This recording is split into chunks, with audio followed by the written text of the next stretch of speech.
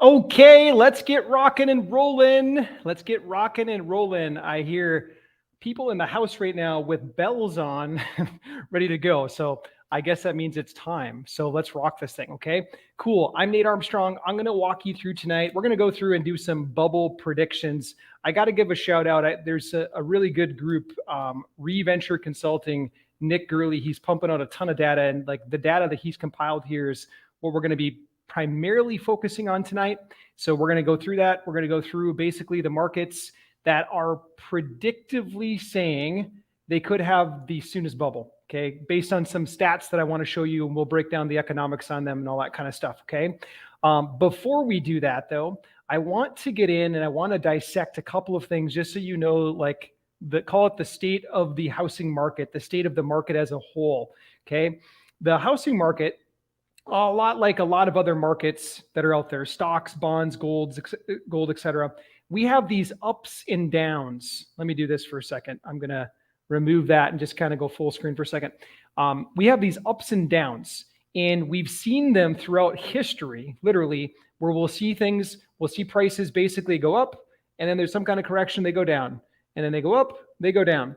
Overall, the housing market, the gold market, the stock market, etc., even with the ups and the downs, it's generally trended up over time, okay? So even the recessions that we see or the dips in the market that we see, typically if you average it out over a 10, 12-year window, there's usually an increase overall. So that's the good news, even with the ups and the downs. But if you're considering buying and holding real estate specifically, you're going to want to pay attention to what we're going to go through tonight. If you're just doing wholesaling, yes, it's good. This will be good for you to like learn and see what's happening in different marketplaces. But especially if you plan to buy and hold, if you plan to build wealth, the whole wholesaling game, that's good for like generating some cash, but that's not the wealth building method.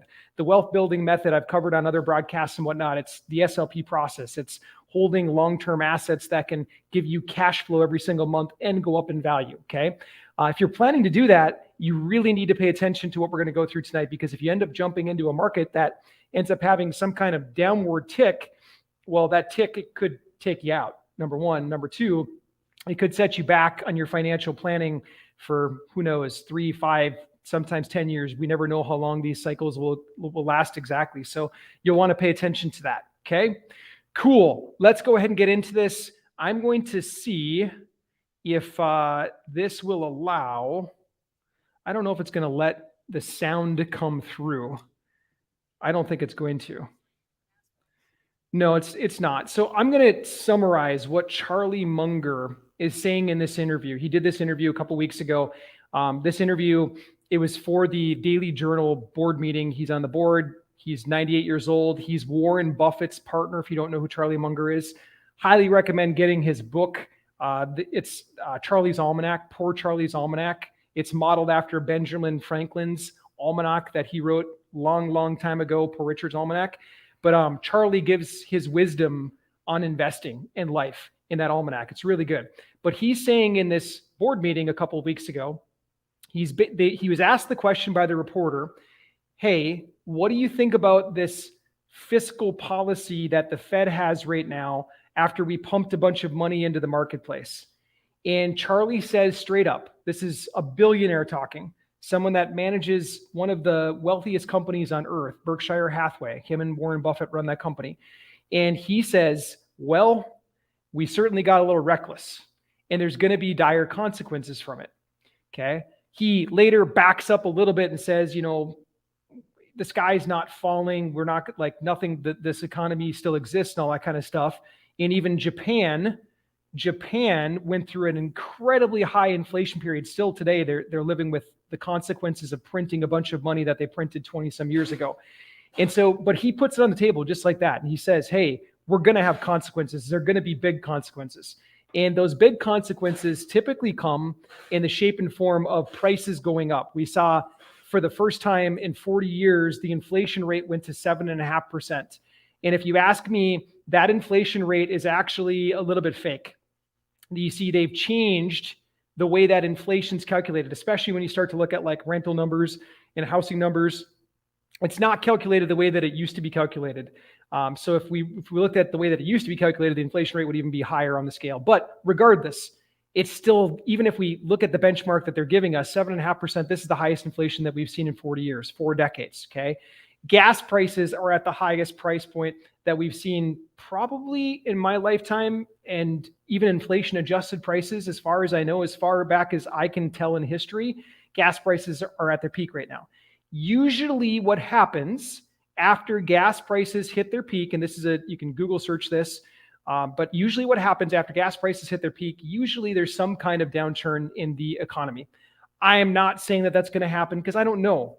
No one really does. The economy is a complex animal, okay? Very, very complex. But these are signs we need to pay attention to, okay? What I'm aiming for right now and what I do with my team is we go after cash flow properties. What do I mean by that? I mean this. We just bought this property in the last month. Here's what we purchased, okay? We purchased this property. This is a simple little starter home, single family house, Milwaukee, Wisconsin. Here's another one. We bought this one in Milwaukee, Wisconsin, okay? Here's another one. We bought this one in Milwaukee, Wisconsin. Here's an apartment building. This is a 38-unit apartment building in Lexington, Kentucky. We bought this one, okay? I show you these to show you, like, I'm still in the game. I'm still active every single day. In fact, I'm running harder today than I did even 10 years ago, than I did even 15 years ago. I'm running harder today because I see more opportunity, okay? Now, so even though, like, we're on the cusp of something changing, I'm not afraid because I have data. Okay, I have data like we're going to go into tonight together. So what I want to know from you in the chat is, what housing market do you want to look at? Okay, you tell me in the chat, what housing market do you want to look at? I had a request sent in for Boise, Idaho already today, or it was yesterday rather. So we're going to go through Boise, Idaho. We're going to go through some others that are around the map, but you tell me in the chat what housing market you want to look at. And then I'm going to get to as many as I can. We'll go through them. We'll pick out some insights. We'll take some key takeaways from this, and then we'll show you, most importantly, what you can do with this data, what moves you can still make in the real estate investing world to make profit despite changing conditions that are out there. Okay, cool. I see Chicago, Illinois from Llama. I see Angelo saying Baltimore and Jacksonville. Okay, I see Northern Virginia. I see Albuquerque, New Mexico. I see Richmond, Virginia. Cool. Okay, so we got some good ones. Well, I see the Detroit market. I see sunny Florida. Cool. All right, I am going to start with Boise, Idaho, because that was the very first request that came in. Okay, and then we'll start bouncing around here a little bit. Okay, so Boise, let's blow this up. Okay. We're going to go right into Boise, which is right here on the map. It's this red one. Okay. See what pops up. The way that this works right here is like this. Okay. The 02 stands for 2002 mortgage payment. That's not the monthly number right there. That's the annual number. This data is pumped out by Zillow, and the way that they populate it is an annual number. So that's how we can read it. So if you want to know the monthly number, you just divide it by 12. So roughly speaking, in 2002, the mortgage payment on average for the average Boise, Idaho resident, they were paying a little bit less than $1,000 per month for their property. Okay. Fast forward 20 years to 2022, they're at $27,721. $27,721. Okay. So roughly speaking, what is that, like $2,000+ per month? 2,000 would be 24 grand. So it's like 21, maybe 2,200 per month for their average mortgage payment. Okay. That's a crazy high jump. That's a 54% change.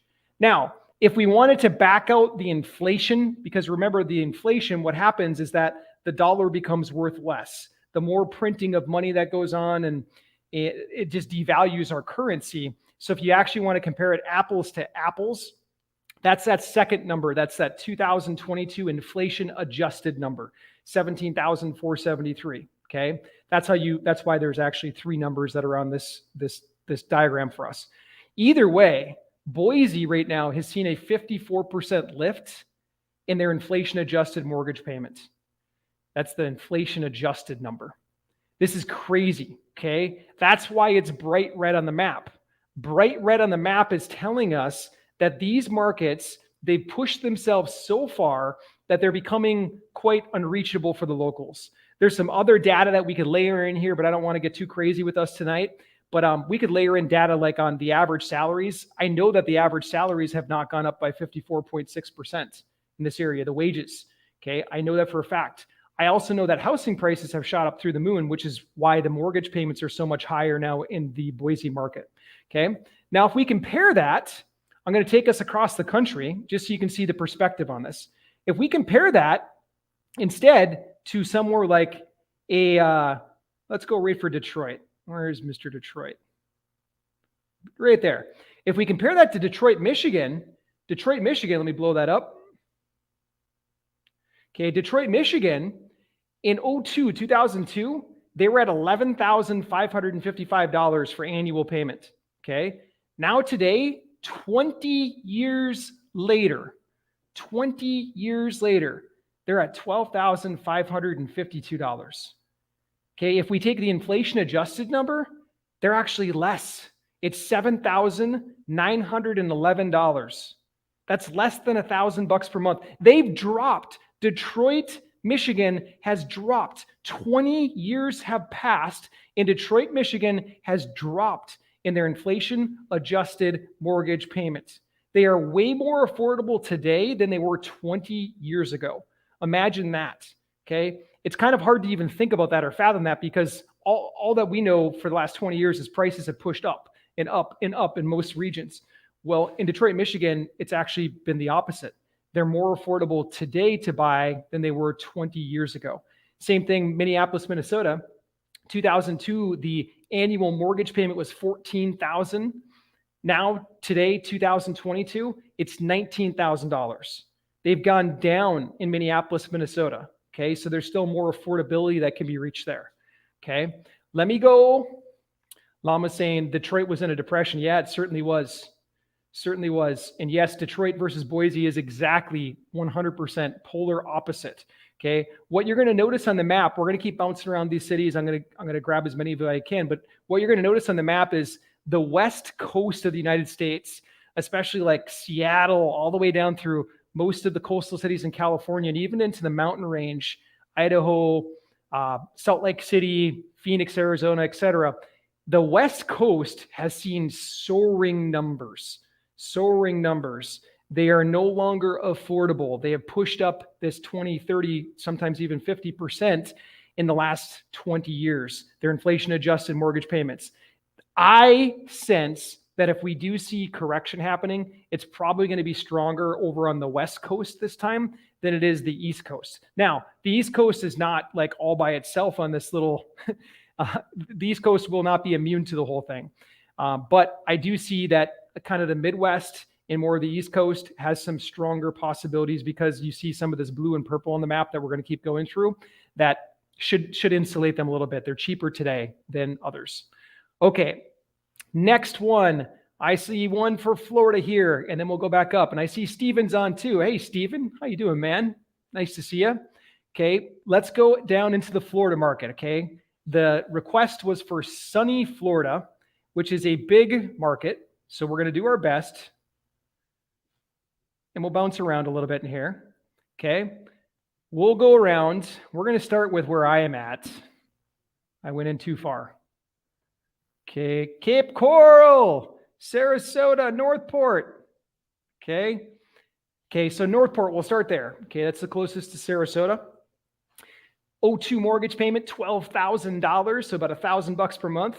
Fast forward 20 years to today, $22,000. They've got a 20% jump in their inflation adjusted mortgage payment.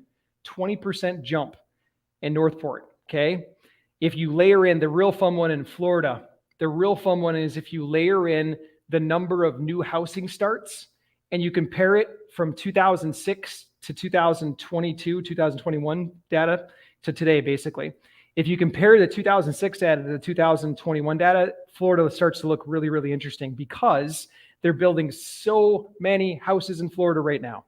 And I know some people might say, well, hold on, Nate, people are migrating to Florida, and it's this, a lot of states that had tight COVID restrictions, People are fleeing and moving to Florida. Yes, that's true. It's 100% true. It's the same thing with South Carolina, same thing with Texas, same thing with North Carolina. People have migrated towards those states, but that migration pattern is not forever. That migration pattern won't continue like that forever. So we have to be careful with some of that, like short-term migration patterns like that. So we can't rely on that for all of our housing data.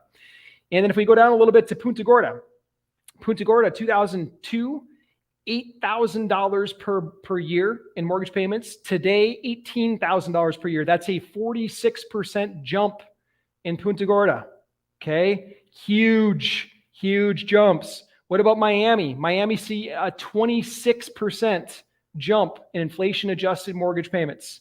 This is huge. This is a really big jump. Okay, I'll do one more Florida here, and then let's kind of contrast that against a market that's on the other end of the spectrum. Okay, Deltona, that's up by Orlando, little suburb next to Orlando.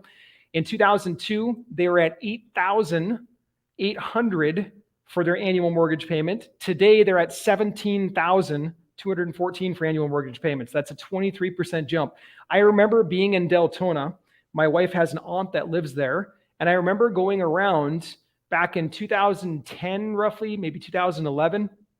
In seeing these houses for 40, 50 grand, $40,000 to $50,000. They were everywhere, foreclosures everywhere in that little area. And I wish I would have bought them. I was buying in Orlando at that time, but I didn't think to buy in Deltona. I thought it was too far out.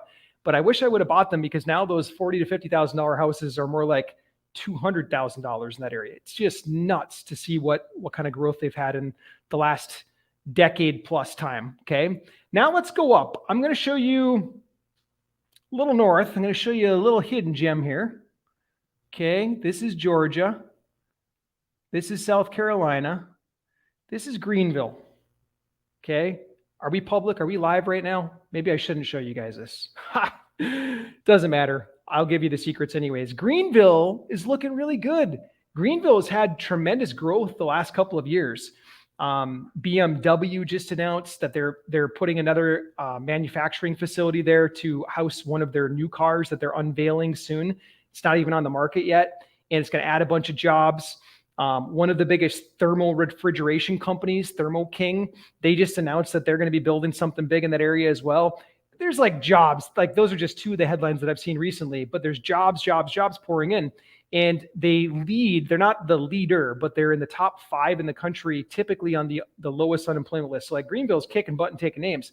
But check this out. Even with all that buzz going on for a couple of years in Greenville, check this out. 2002, their mortgage payment was around $9,742.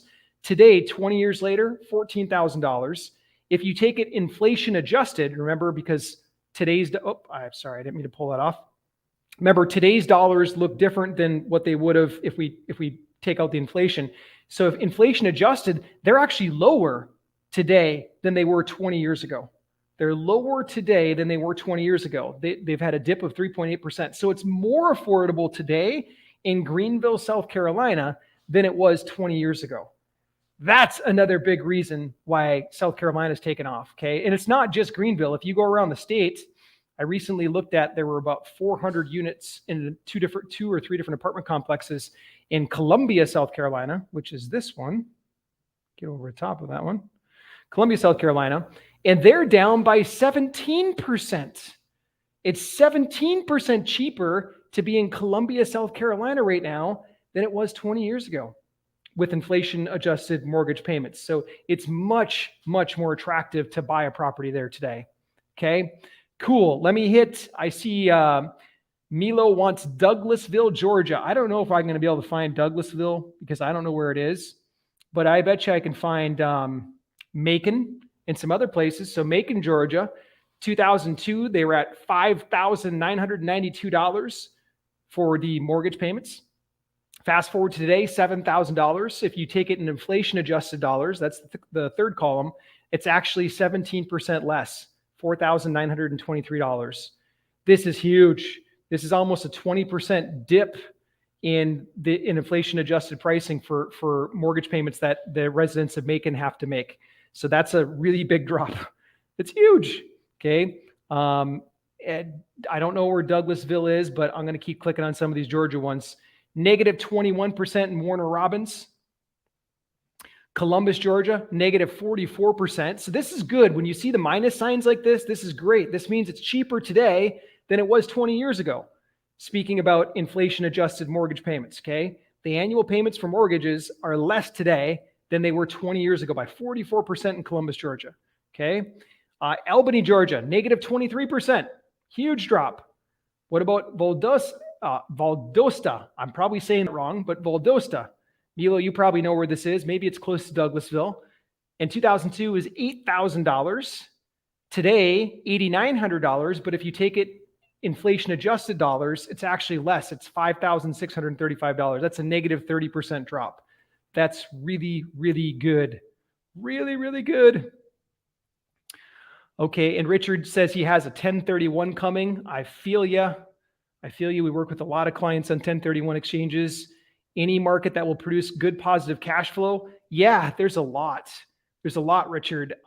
If I were looking right now, I would look in these purple regions. I'm personally looking right now in South Carolina. South Carolina is incredible. I've made probably 11 offers in the last couple of weeks. There's a lot of people trying to buy there right now, and there's limited inventory, but the prices are still so good that it just makes sense. It's not going to be like double-digit cash flow stuff, but they're good, stable properties from what I've found so far. But Oklahoma has amazing prices right now. Tulsa, Oklahoma, Oklahoma City. Tulsa is really, really good. I've looked at the demographics. I've looked at a lot of the research on the rental amounts and whatnot. It's really, really good, solid market. Milwaukee, Wisconsin is still a favorite of mine. Putting money where mouth is. Speaking of, like literally, like I showed you 3 properties right here. Boom, boom, boom.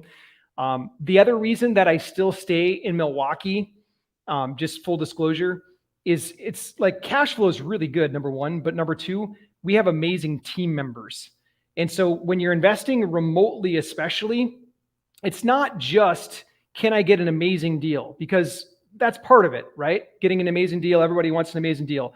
But if you have an amazing deal, but you don't have contractors and you don't have property managers, and by the way, contractors right now, they're in high demand. Like it's really hard to get good contractors because they have plenty of opportunity around them right now. Things are booming, okay? So if you don't have contractors and you don't have a good property manager and you don't have good tenant base, it's worthless to get a good deal.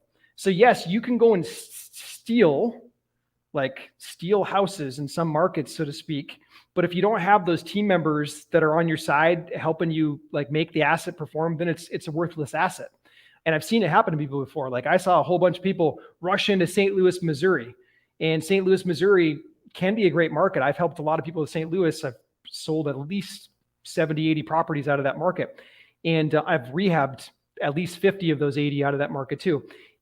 But before I got there, people had bulldozed in and then they got themselves hurt because they didn't have contractors. They didn't have property managers. And I would hate to see you have that same thing. So don't just look at the market. The market's part of it, but make sure you got the team behind you. The team is what will make all the difference. Make those assets nice, perform really, really well for you. Okay, we got a request here from, you know what? I don't see a name, but for Riverside in San Diego, California. Let's go check out the Californias. There's actually only one California, but I got to have fun. Okay, cool. So we're flipping over here and we'll bounce around California a little bit. Okay, Los Angeles, 2002, mortgage payment was around $20,000. 2022 mortgage is around $48,000. Even in inflation adjusted numbers, it'd be around $30,000, which is a 48.8% increase. Holy cow. That's monstrous. Okay, San Jose, a little further north, $40,000 in 2002. Today is at $86,000. $86,000. Inflation adjusted numbers would be $54,000, which makes it a 34.5% increase. This is massive. When people can't afford to pay their bills, what happens is they stop paying their bills. People are going to eat. They're going to put clothes on their kids before they pay their house bill. That's just a fact of life. It's just how it works. I witnessed it firsthand, 2007 through 2011.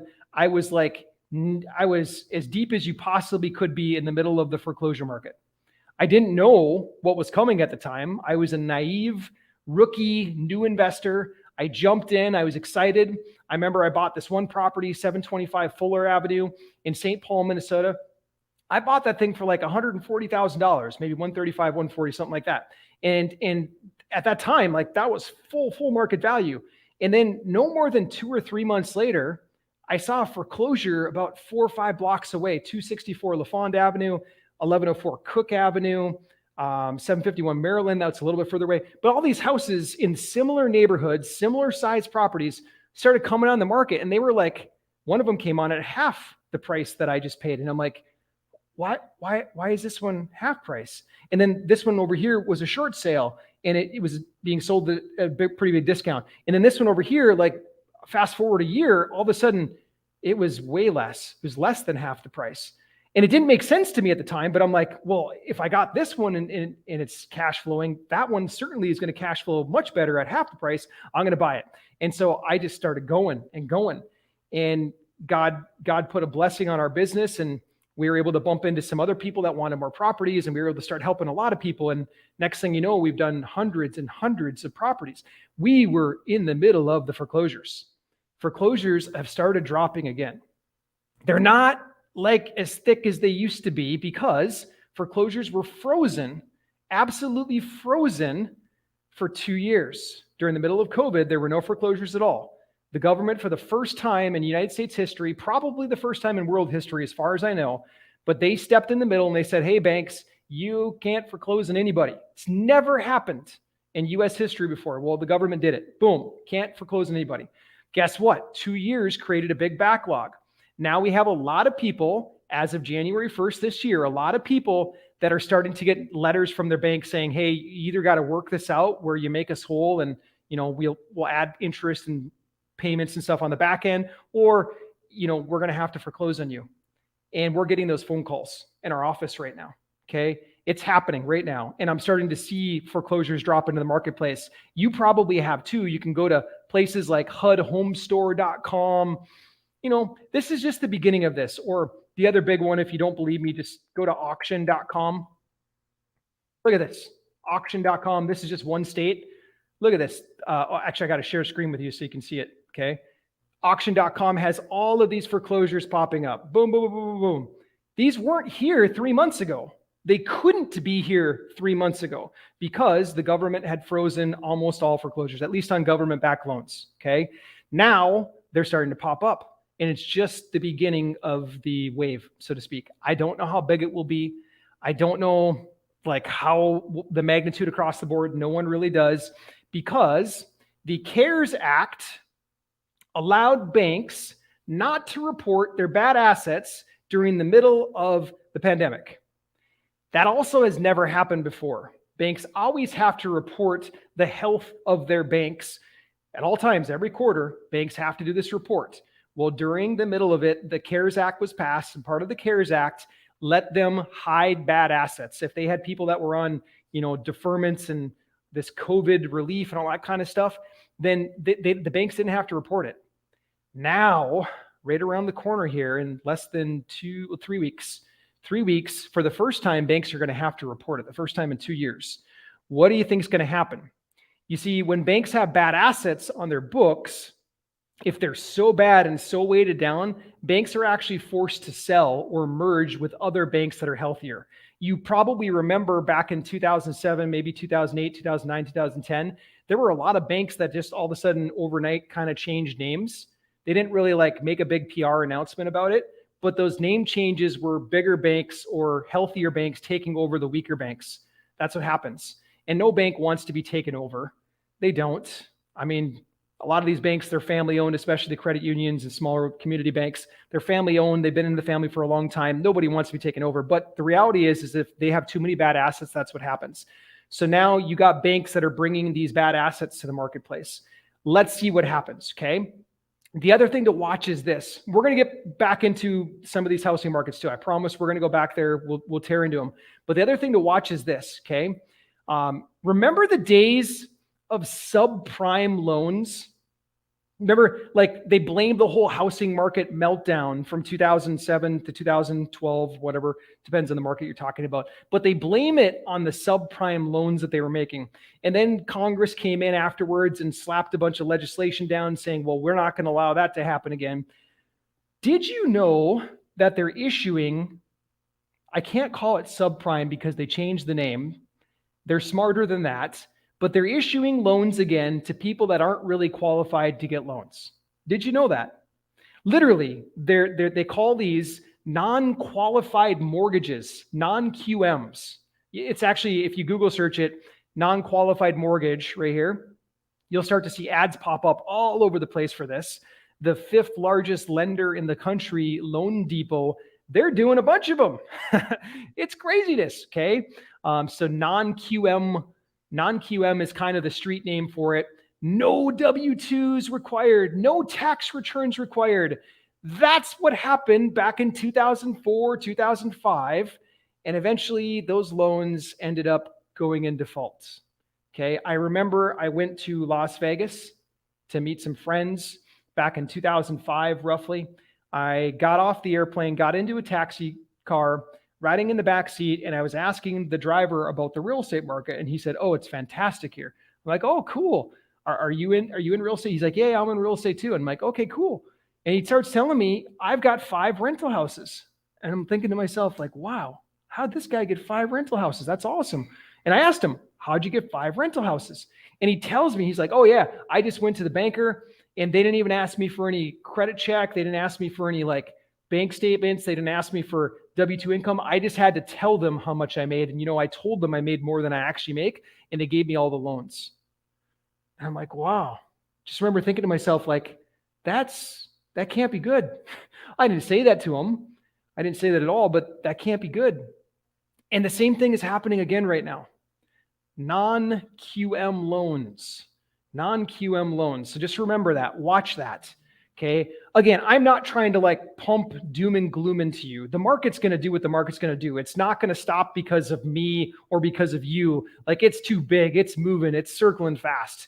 There is this rage to get properties right now because of this fuel demand. The government has been printing money for the last decade. And they've been since 2008, they haven't stopped their quantitative easing. They're just stopping it now this year, 2022, they're going to stop it. So they've been printing money since 2008. And anyways, it's got the markets just flooded. It's almost like this fake sensation where people, they want to go and buy assets as fast as they can, okay? And so now lenders, they want to stay competitive and they want to be able to get more loans on the assets that are being sold. So they're getting more creative with how they can get money to people that maybe they shouldn't have the money in the first place. The worst part about it is that the lenders, especially the 5th largest, the Loan Depot one, the literature that I read, it appeared, and I'm not an expert on this, but it appeared that they were actually reselling all of the loans as mortgage-backed securities. Who remembers that name? Let me know in the chat. MBS, mortgage-backed security. Does anybody remember mortgage-backed securities? Mortgage-backed securities. I see Lama says that these are called ninja loans or stated income loans. And then Lama says that the Big Short was about the subprime market. Yeah, now it's not called subprime anymore, though. It's called non-QM loans. I've got a loan person that helps me find loans for investment properties. And one of the loan products that he brought forward to me was a non-QM loan. I didn't even know what that was. I had no clue. Like non-QM loan, what the heck is that? What the heck is non-QM? Well, now I know. It's basically subprime. It's what used to be called subprime, but it's packaged a little bit differently. Okay. Maybe there's a little bit different criteria for it this time around, so it gets through doesn't like hit the laws that were passed. But what I do know is that it's not the A+ borrowers. Okay. It's not that at all. It's folks that are their credit ratings are less or their down payments are less, so they're riskier assets altogether. Okay. Steven says that MBS, mortgage-backed securities, was bundled and bad mortgages were hidden in there. Yes, absolutely. The whole movie, The Big Short, walks through that. So you nailed it, Steven. Exactly. Okay, cool. Let me get back into some of these markets here. Okay. Nancy wants to look at Texas and North Carolina. Okay. So let's go take a peek at good old Texas. I was just there last week. It was a real fun trip. Maybe I'll have time to tell us about that during this call. Maybe not. Let's see. Houston, 2002, average annual mortgage payment, $9,000. 20 years later, $15,000. Inflation adjusted numbers, $9,737. So it's really not that big of a jump, but a 6.2% jump. Okay. Compared to the Florida markets and then the West Coast, the California, all the way up through like Seattle and whatnot, it's not that big of a jump. So Houston, that's not so bad. Okay.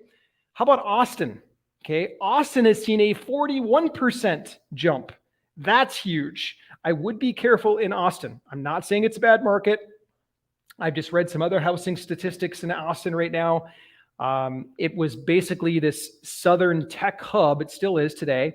And there's a lot of companies that have moved there and there's a lot of good that's happening, but the housing prices have gone out of control in Austin. Wages haven't kept up with that housing demand. So just be careful. If Austin's kind of on your radar, just be careful in that marketplace. Okay. San Antonio is up 17%. And then our other one up here, Dallas, is up by 25%. That's where I physically was just last week. It's crazy to see the growth that's happened in the Dallas market. Literally, they've got this corridor that's up by Frisco that's called the Billionaire Corridor, $5 billion corridor or something like that. And they were telling me all about it. The guys that I was with were all real estate investors. And they were telling me what's happening in this corridor. And it's just insane to see it. Like nothing existed in this one stretch up in Frisco 10, 12 years ago. Now all of a sudden it's massively developed and it just keeps going and going further and further north of Dallas. So craziness happening there. Then on the other side of Texas, if we go into a little more rural area, Lubbock, they're down -1%. Okay. Or on the far west side of Texas, El Paso, they're down -4%. Okay. So not all Texas has gone crazy. It's just some of these hot cities. Okay. Brownsville, Texas is -7%. They're cheaper than they used to be 20 years ago. Okay. How about the Carolinas? So South Carolina, we already covered. So let's hit some of the North Carolina region. Okay. Fayetteville is 19% less. 19% less. I would not have guessed that. Okay. I've been watching the North Carolina and South Carolina market for the last 2, maybe 3 years. And I would not have guessed that they're cheaper because they've come up a lot. They've come up a lot in price in the last couple of years, but it's not enough when inflation adjusted numbers to be what it was 20 years ago. Okay. Durham, North Carolina, plus 1.7%. Raleigh, plus 5.3%. Rocky Mount, -20%. What if we go over into the west side? Whoops. Got a little crazy there. The west side, get closer to the mountains here. Greensboro, -17%. Winston, -13%. Hickory, -8%. Charlotte is up a little bit. Okay, Charlotte's the market that I was the most closely following. So that kind of makes sense to me. But they're up 4%. Okay. But overall, the Carolinas are pretty good. Considering like 6 out of the 7 counties that we've looked at on here, the majority of them have actually gone down. And it's the same thing in South Carolina. The only county that's gone up is Charleston County. Okay. They've gone up by a little bit in South Carolina. So Carolinas are looking pretty good. So great question, Nancy. Great question. Take that down. Let's see if I missed any. Hal wants to do Arkansas, Bentonville. So we're going to go into Arkansas and I'll just cover the counties that I have here. Okay. So Fayetteville up 3%, not a ton, pretty stable overall. Fort Smith, -12%, gone down quite a bit, double digits. Okay. Little Rock down 15.7%. That's really good. If we get over on the border, this is actually Memphis, but on the border in Memphis, -20%. So Arkansas has seen from a buying perspective, it looks really, really good. I know I get to see Chris Strickland's deals quite a bit from there, and he sent some over to me, and I know kind of what he's working on. And there's good opportunity in Arkansas. We've got another client that's in Arkansas that sends me stuff too, and like it's good. I'm really, really pleased with that market as a buy and hold cash flow market. So great questions there. How about upstate New York? Let's see.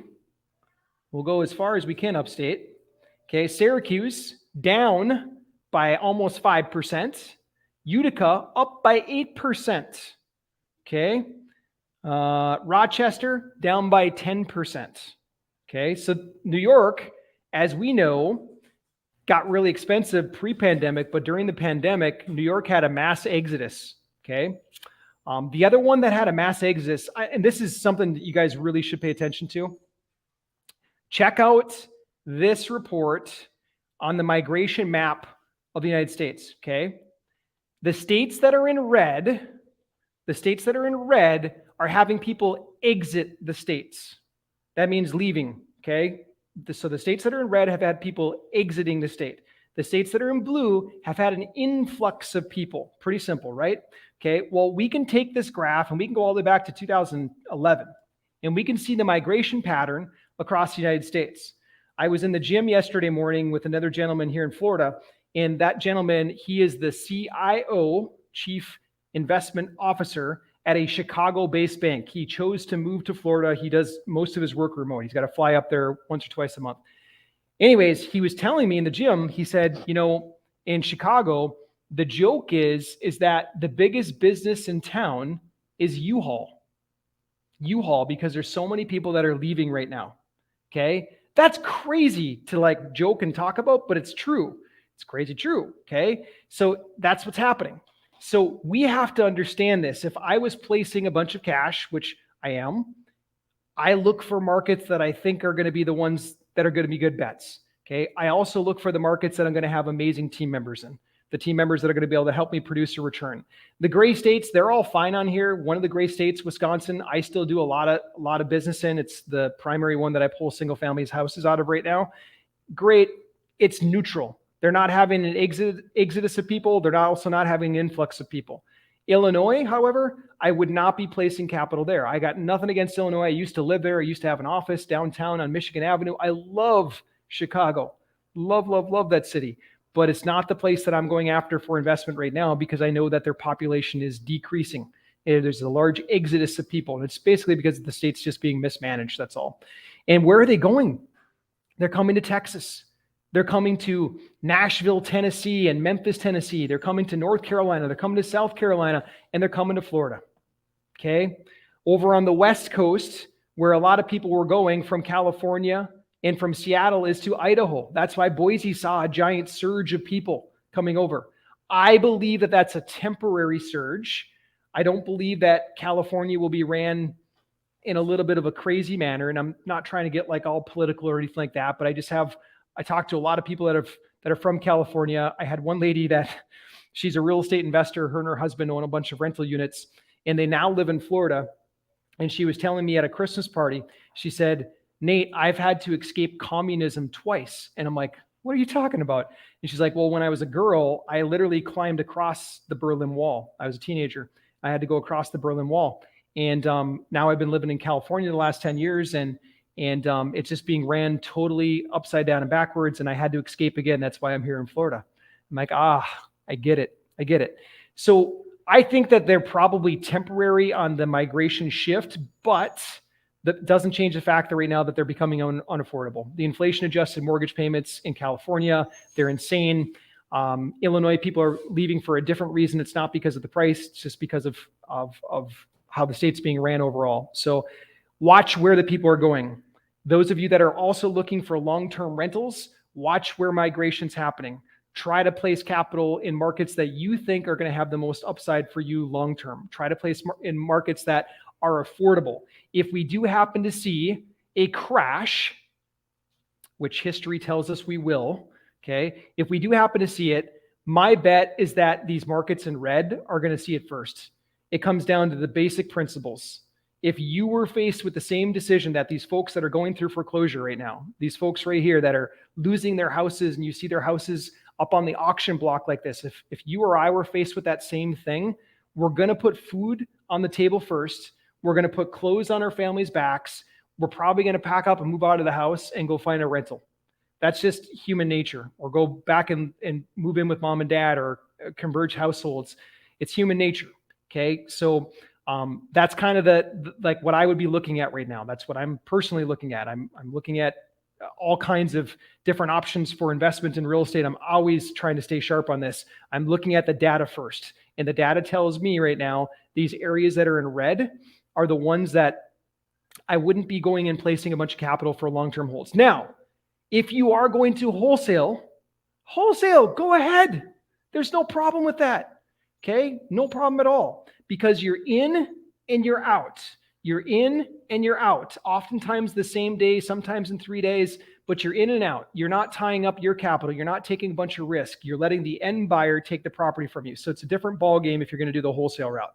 Those of you that want to buy and hold and build wealth, then take a little different path, okay? The path that we do here is SLP, okay? We jokingly call it in the office set for life process. Set for life process. Really what it is, it's about selecting the right market, selecting the right asset, leveraging it the right way, and then it leads to long-term prosperity.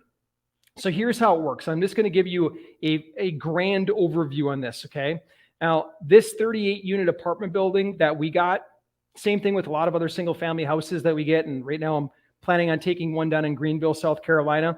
We'll do the same process, SLP, every single time, okay? Select the assets, leverage it the right way, and then prosper, okay? SLP, okay?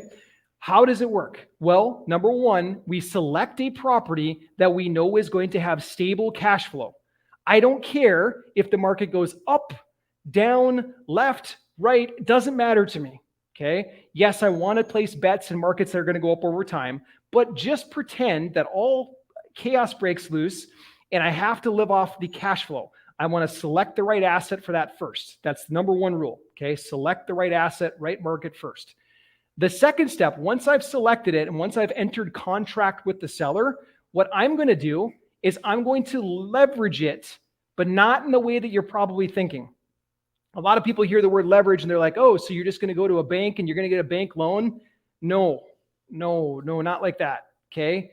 I could get a bank loan for part of it, but what I like to do on my deals is I like to be able to get in the deals where I have an investor partner, an accredited investor partner. I have my attorney draw up all the paperwork, but I have an accredited investor partner that comes in and partners with me on the deal. They put in the cash.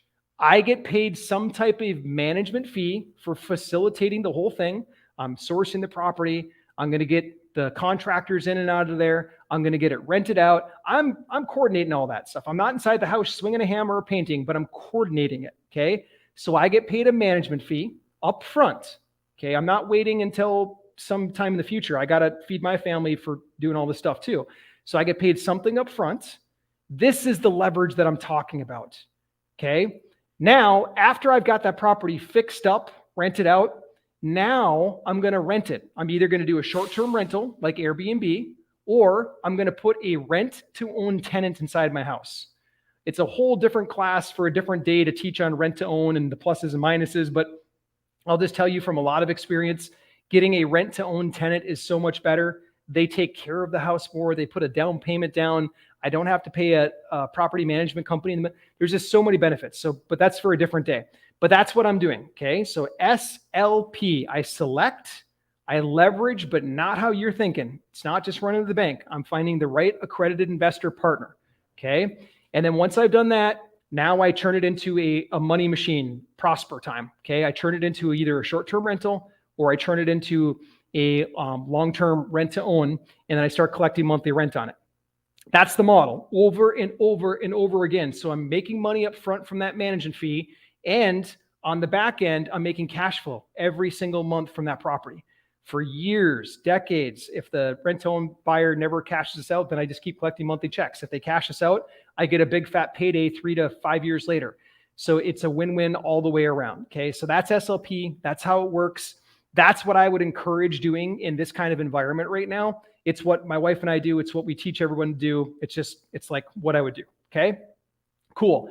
So I'm going to leave you with this, okay? If you want help with any of this stuff, if you want my team to jump on the phone and jam with you for 15 minutes to map out a plan for this, if you want to like really learn this whole SLP process, then here's what you can do. You can jump on with us by coming to socialmediablueprint.com/book. socialmediablueprint.com/book. I'll try to drop that in the comments. If somebody could do it for me too, I'd appreciate it. But I'll try to drop it there. Just not always, doesn't always go through because I'm on YouTube and maybe it will. Yeah, it did. Okay, socialmediablueprint.com/book. Okay. What that call looks like is this. You're not allowed to buy anything. Okay. My team does marketing services. We build people's Facebook accounts out. We build their ads out. We'll build Facebook groups, like everything that we do to generate those accredited investor partners or seller leads, if that's what you need for your business. We can help with that kind of stuff, but this call is not that. This call is to map out the game plan. You can't buy anything from us on that call. So you jump on, we jam for 15 minutes, we see if we can actually help, we'll map out a game plan for you. And then if you're like, hey, that game plan makes sense for me, I want to talk deeper about it, then we would do another call where you can talk about how we could actually do it for you and what the prices would be and all that kind of stuff, okay? But that's a 15-minute call. It's no obligation. It's value add only. And I encourage you to do this. In your real estate business, if you want to get more accredited investor partners, if you want to get more sellers coming to you, asking you for help instead of losing their house to foreclosure, if you want to get more of them, then you should take the same approach. Just do value add.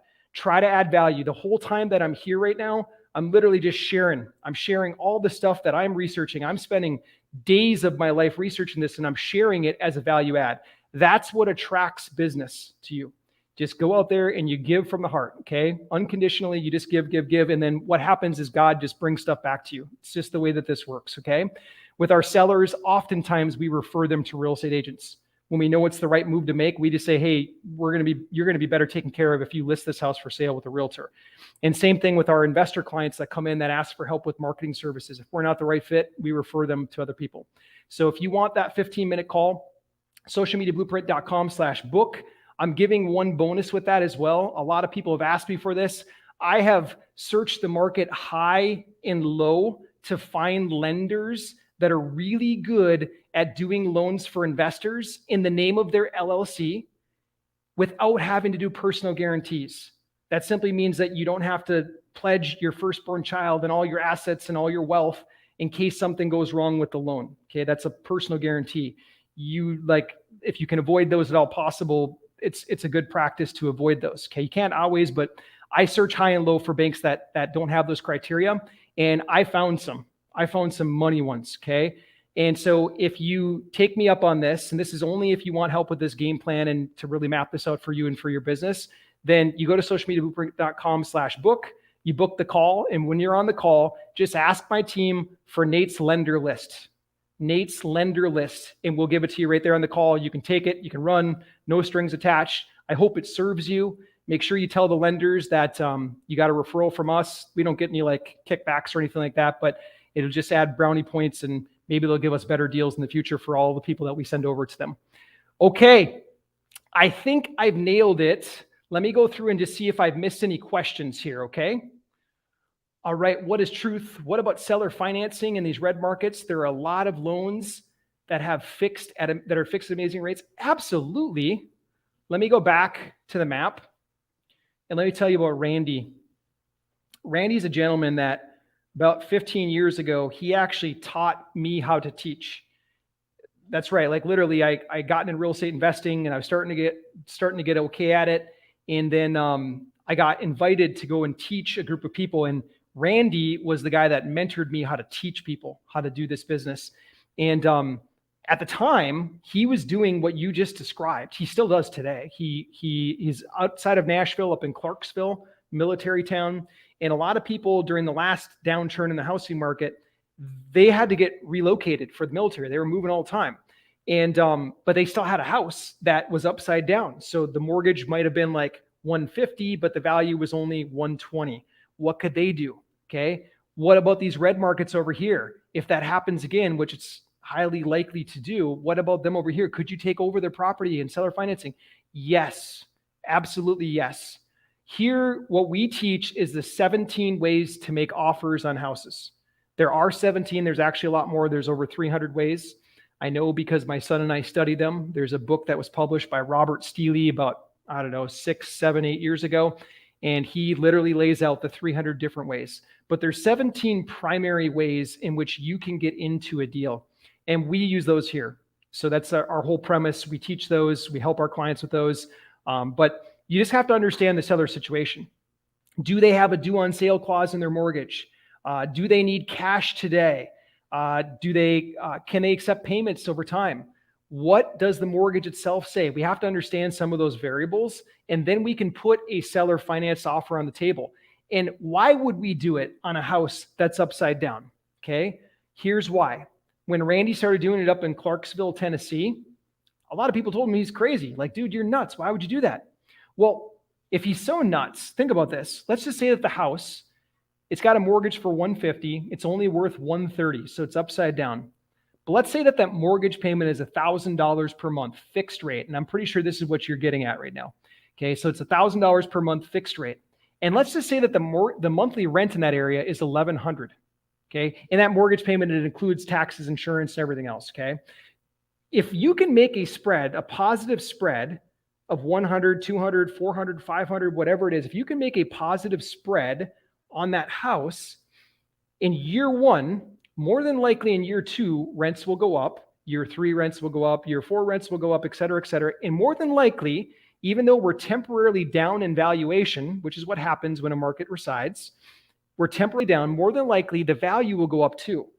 So grabbing houses like that, what Randy was doing up in Clarksville was genius. He was grabbing them as fast as he could. All of these military families that didn't want to just let their house go into foreclosure would come to him and say, hey, I've got my house, it's upside down.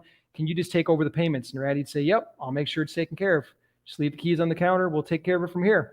And he would do that over and over again. Well, fast forward, the last 2-3 years, Randy's been listing some of those for sale and selling them and making $40,000, $50,000, $60,000.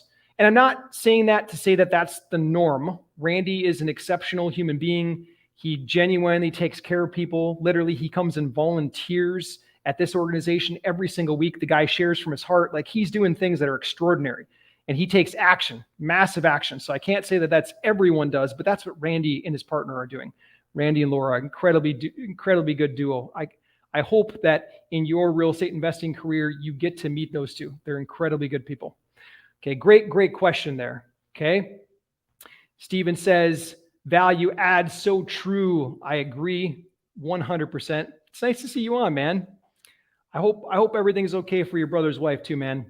I don't mean to talk about it publicly or anything like that, but I hope she's good now. Okay. Next one. I'm already part of the group. Awesome. In my market, like Boise, what would be the best way when the market starts to flip? The West are clearly going to have heavy foreclosure market. What's the best way to do it? Okay, so if I was going to stay in that market, if Boise or any of these other West Coast markets were there, I would focus mostly on wholesaling or buying without risk, taking over sellers' financing. So a lot of people would call that subject to. I wouldn't do subject to though. We can blanket statement and say, hey, do subject to, but I wouldn't personally do subject to. Subject to has a lot of litigation around it right now. A lot of people think that because you're not promising to pay the bank loan with a sub to, you're literally just taking over the seller's stuff. You're just like, hey, deed the house to me, I'll take over from here, subject to the existing mortgage. But there's no they don't have a lot of paperwork to back the transaction. There's some, but it's not as strong as some of the other vehicles that are out there.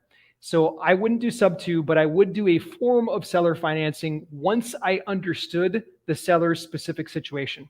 Do they have a due on sale clause in the mortgage? Most of them do, but I want to see it. I want to read it. Okay. Do they need cash today? And then is the payment fixed?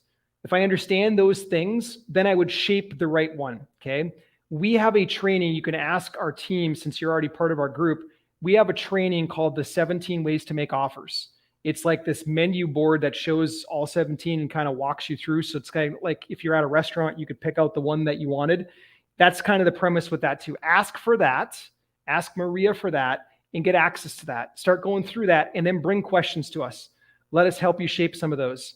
The Wraparound Mortgage is a very common one that my wife and I like to use. Contract for deed is another one that we like to use. It depends on their situation. So I would stack up on doing wholesale deals, and then my buy and holds would be subject to the existing financing that's on the property. I wouldn't literally do a subject to, but I would do some form of that in those markets. I wouldn't run from the market. I wouldn't at all. There's going to be a lot of people running from it. And when they run from it, that's when, as Warren Buffett used to say, when other people are running, then it's your time to be greedy. Okay, so if other people are running from it, there's a lot of people that need help. There's a lot of people that need to be served. So when that happens, I would just be standing right in front of them as other people are trying to exit and all that kind of stuff.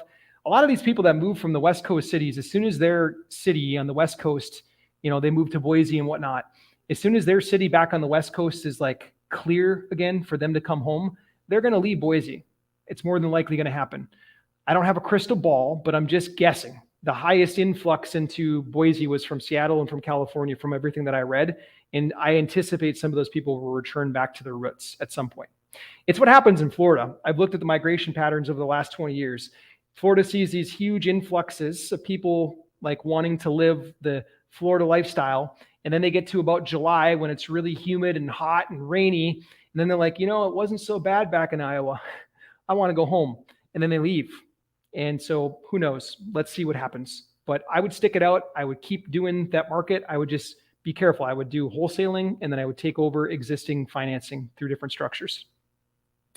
Nate, do you think that the longer the war in Ukraine goes on, the greater there can be a catastrophic crash in the real estate market? I wish I knew that answer. I don't wish doom and gloom on anyone at any time. What's happening right now in Ukraine, we prayed about it in our house, and man, like I hope that never happens to anyone ever again. I hope that the people that are responsible, the Russian leadership, I hope that justice comes at some point to them, and it will in this life or the next. But what's happening right now, it's sad. Turbulence like that can absolutely affect our markets. You can already see what it's doing to gas prices. I bet you food prices are next. Ukraine right now, they used to export a lot of different like wheats and grains and whatnot. Right now they can't. They got to take care of their home base right now. And so that export shortage is going to short the world. And then we're probably going to see commodity prices raise. And so can it have a bigger crash on our market? Absolutely could. What if, and I don't want to like forecast any kind of doom and gloom, what if more countries get pulled into it? I mean, when Hitler went crazy, and I don't know at what point he wasn't, but when he did and started invading other countries, at first the United States tried to like sit that one out. They tried to say, that's not our conflict. And then through a series of events, Pearl Harbor, et cetera, we got pulled into it, and the United States was forefront. And so anything could happen. I don't want to over speculate on it, but anything could happen, and it absolutely could make the crash worse. It absolutely could.